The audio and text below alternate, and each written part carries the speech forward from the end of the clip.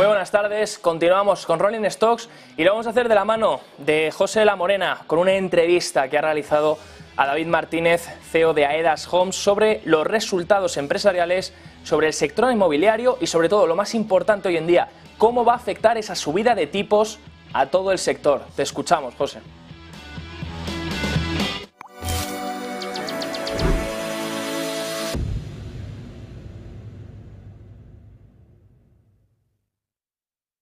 Seguimos en Negocios Televisión y tenemos la suerte además de que en un día de publicación de resultados podemos charlar con Aedas Homes, podemos charlar con su CEO, podemos charlar con David Martínez. David, ¿qué tal? Muy buenos días. ¿Qué tal? Buenos días, gracias.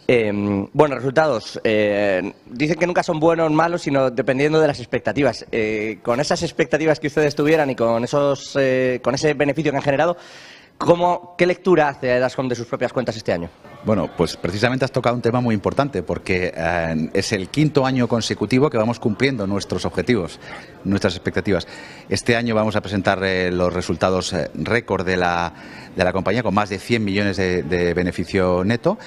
Y bueno, pues cumpliendo lo que habíamos comprometido con nuestros accionistas, con nuestros clientes y con nuestros empleados. En esa línea, dice más de 100 millones. Algunos especulaban con si los accionistas tienen más, menos movilidad, si están más, menos cómodos. Se ha hablado de algunos mayoritarios dentro de Aedas Homes. Evidentemente, con estas cifras, lo que entiendo, van a mantener todo el accionariado que tienen, no hay ningún tipo de problemática. Y entiendo, miran junto a ellos al futuro también. Bueno, los accionistas nos acompañan desde hace más de 5 años y lo que han podido constatar es que hemos ido cumpliendo año tras año aquello que le habíamos prometido. Y, por tanto, yo lo único que recibo es felicitación y reconocimiento para mí, para todo el equipo, ¿no? Al final yo personifico todo un equipo de profesionales, de colaboradores y de proveedores que son los que consiguen que esta compañía vaya cumpliendo esos objetivos, ¿no? Y solo recibo felicitaciones por parte de ellos. ¿Cuál es la salud del sector en España? Porque, claro, mirando estos resultados, no sé si es engañoso o si reflejan la salud del sector. El sector está en una situación excepcional. En primer lugar, porque hay un desequilibrio claro entre demanda y oferta. Es decir, hay una demanda muy solvente, hay una demanda muy sólida en las principales áreas metropolitanas y en la costa en España, que no es capaz de encontrar la oferta necesaria. Es decir, hoy por hoy la demanda es significativamente superior a la oferta. El sector, como sabes, se recompuso a partir del año 2014 y hoy por hoy somos un número de compañías inferior al que podíamos ser en España en la década del 2000. Por tanto, todavía tenemos que seguir creciendo para poder atender las necesidades de fabricar vivienda que necesita este país.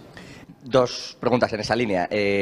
La primera, no es 2008-2011, entiendo, lo que vemos ahora en el sector. Es un sector más maduro como lo ocurre el bancario.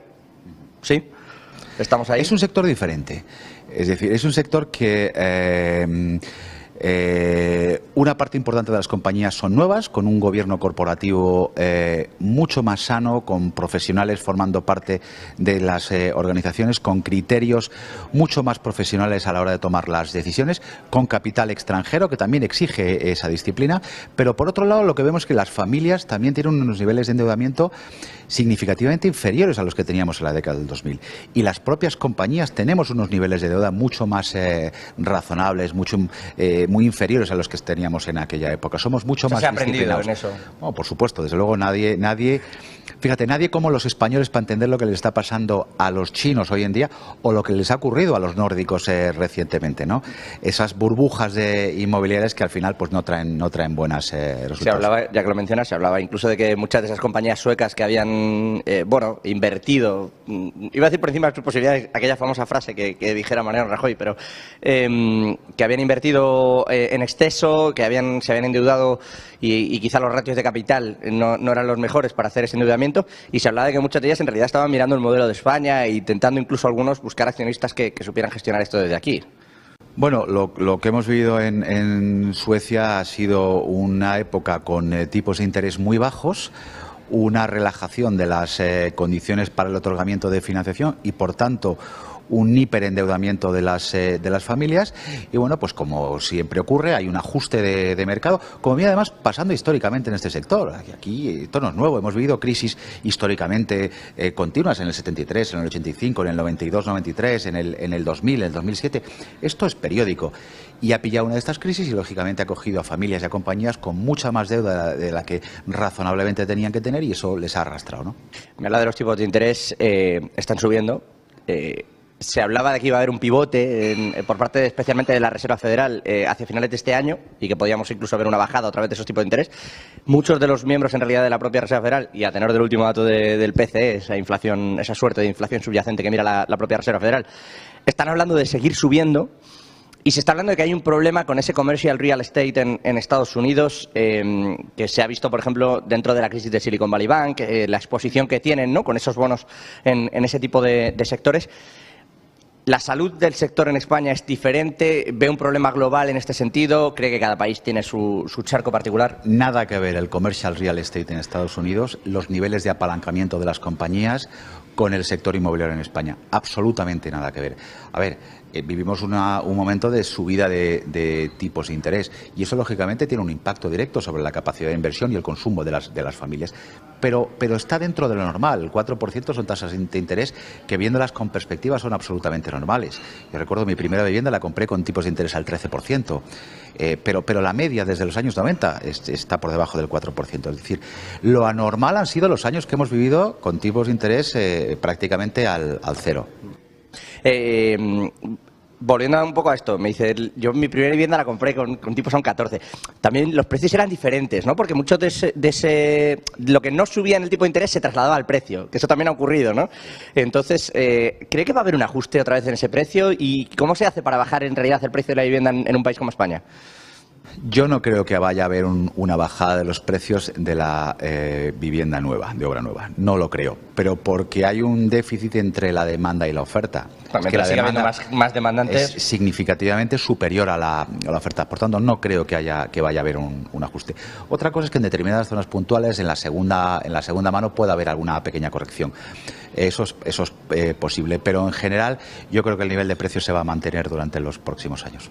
Y por cerrar todo esto, igual que empezamos, hablando de esos más de 100 millones conseguidos este año por parte de Aedas Homes, ¿y ahora qué?